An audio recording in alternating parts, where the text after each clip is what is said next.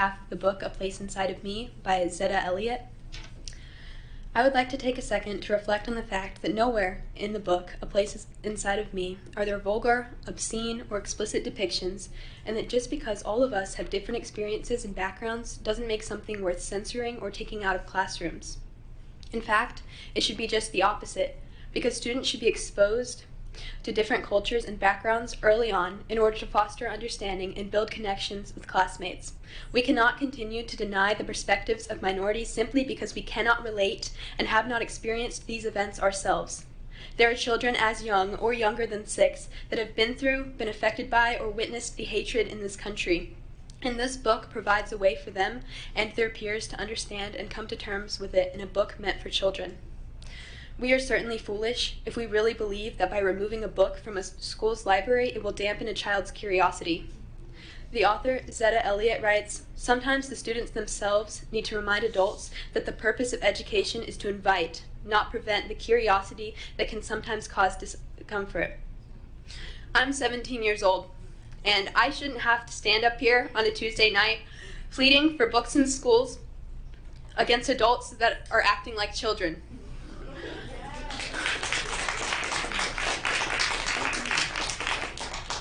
I fear that soon it will be extremely difficult for marginalized communities in all levels of education to access books with diverse and inclusive themes and values. It starts with this book, but I ask you, what's next? It's very difficult to grow up in a world without representation. As a queer woman, I definitely understand what it's like to grow up in a school or community that doesn't always provide access to differing narratives from minorities. I know what it's like to be curious. I know what it's like to have to seek information out for myself. Honestly, this lack of exposure was more harmful to me than helpful, and it created a lot of confusion later in life. Often in schools, it feels like we learn from a single perspective that limits the other perspectives of colored, disabled, queer, and disempowered people. The actual complaint reads, "There is nothing good about this book." However, this book portrays love, hope, unity, and forgiveness. These themes are quite the opposite of the, quote, book that promotes racism, anger, and division. This leads me to ask exactly what is wrong with this book. Is it the fact that it sheds light on people of color and the struggles that they have faced living in America? Is it the fact that it discusses modern events that elementary-age children have already been exposed to through TV, news, or elsewhere?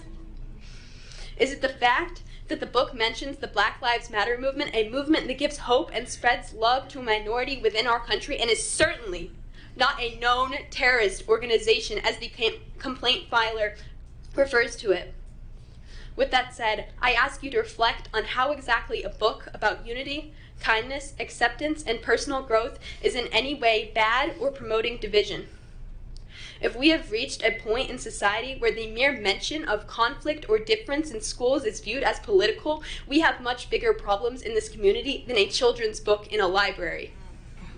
In the end, it comes down to your decision. A decision that will ultimately pave the way for future book banning decisions. A decision that will decide if children will have the ability to view the many perspectives of the world, and a decision that will affect the future generations that grow up in Sumner County. This is not a decision to ever be taken lightly, and I beg of you to show that an argument founded on white supremacy that attacks a book empowering different cultures will not be listened to or accepted in this community or our schools. Thank you for your time.